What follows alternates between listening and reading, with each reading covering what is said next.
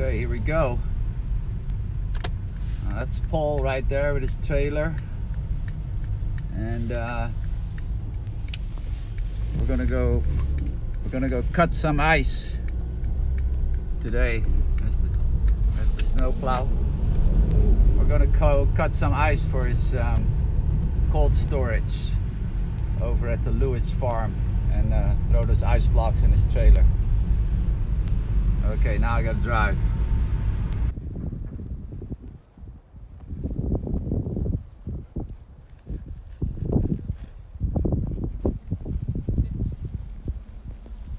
He said, I like the idea of using winter's cold to cool the summer heat out of our vegetables. That's kind of like when a tree goes down in the winter or the spring, and you cut it up and let it dry over the summer, and then use the wood in your stove to heat you during the winter months.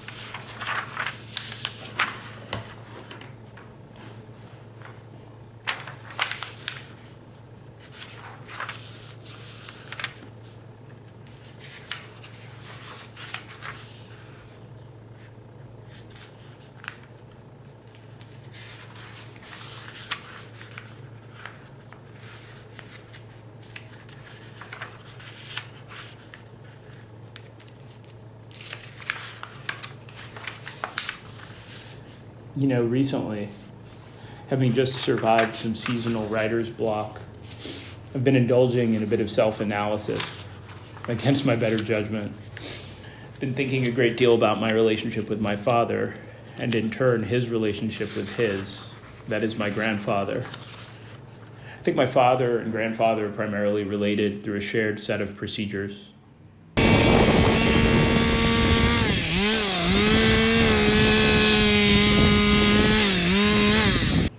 The right way to tie a knot or shine your shoes, the right way to use a straight razor or clean fish. There was this sense that doing things the right way was a moral imperative, that, tying a knot the right way had some irreducible spiritual quotient. It was bigger than just a piece of rope. My father and I, however, relate primarily through film and literature. I spent my entire childhood only discussing movies, ranking actors or actresses, comparing directors or scenes. While he often does tell me stories about my grandfather, it's clear to me that he wanted something else for me. I suppose I was raised in a world without the same kind of ethical imperatives that he had. And when I experience writer's block, I find myself wondering what I would be like if I also had the education my father did.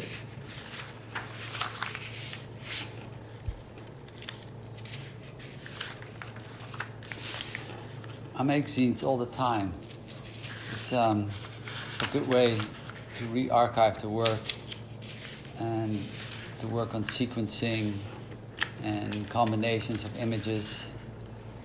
In a way, they're really like a form of short films.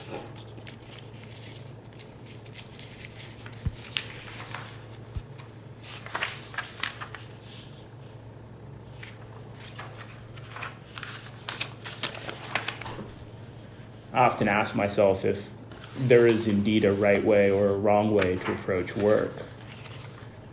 Whether or not every project is a search for a method to make something rather than the actual making of it.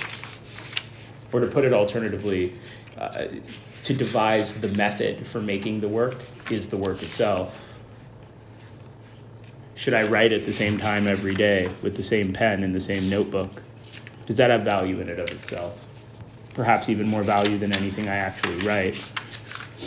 When I'm designing books, should every book be A4 with 1/4-inch margins, no more and no less than 50 pages long, printed on the same printer in my studio and bound with 2 staples?